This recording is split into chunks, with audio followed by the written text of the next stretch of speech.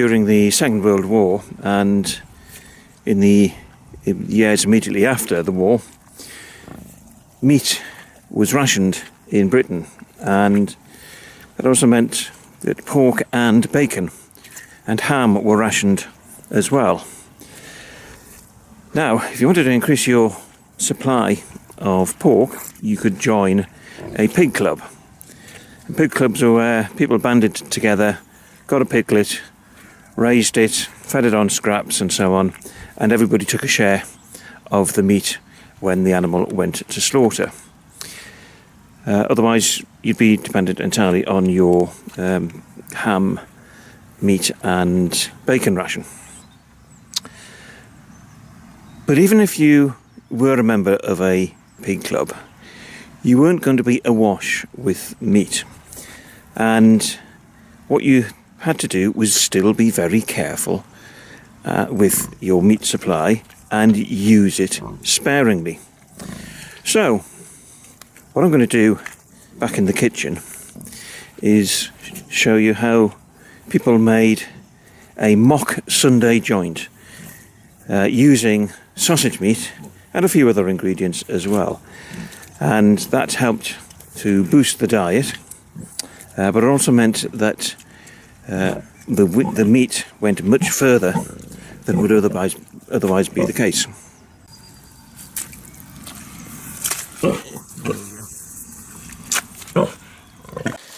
So the ingredients you're going to need, obviously the sausage meat. This is simply the meat from our pig, which was then minced.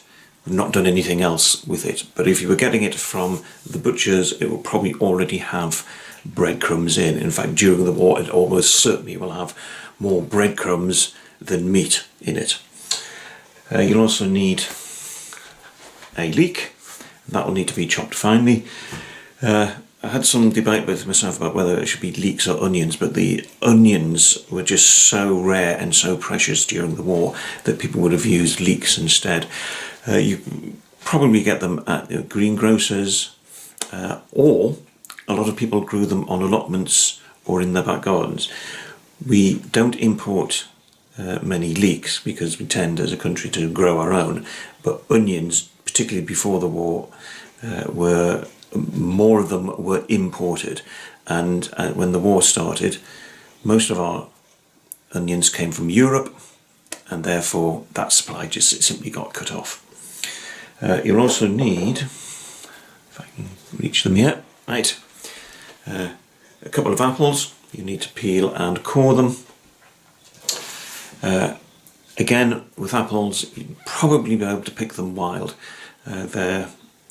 Or at least from other people's back gardens, but they were quite widespread. In 1940 we had an enormous crop of apples, and thanks to the Women's Institute, a lot of that crop was gathered in and turned into jam.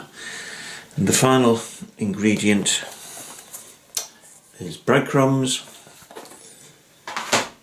Government was constantly encouraging people to use their old or stale bread to dry it out and turn it into breadcrumbs to help bulk up meals. All the ingredients are now in the mixing bowl. I'm just going to add in a bit of salt and pepper. Salt was very popular during the war, otherwise the diet would have been rather bland. And then we're just going to mix this lot thoroughly. That, I think, is done. Right, I've added the sausage meat to a baking tin, and I've added a couple of slices of bacon.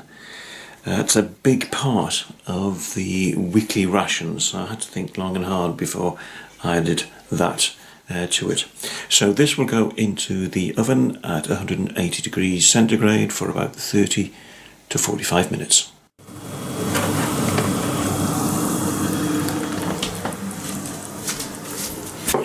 So that looks ready to me, so we'll be serving this up with some roasted vegetables. So here it is.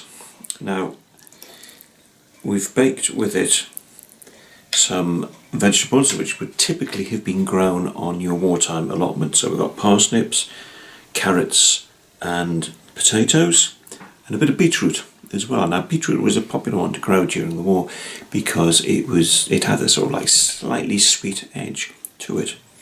Anyway, here it's to the mock Sunday or Christmas joint.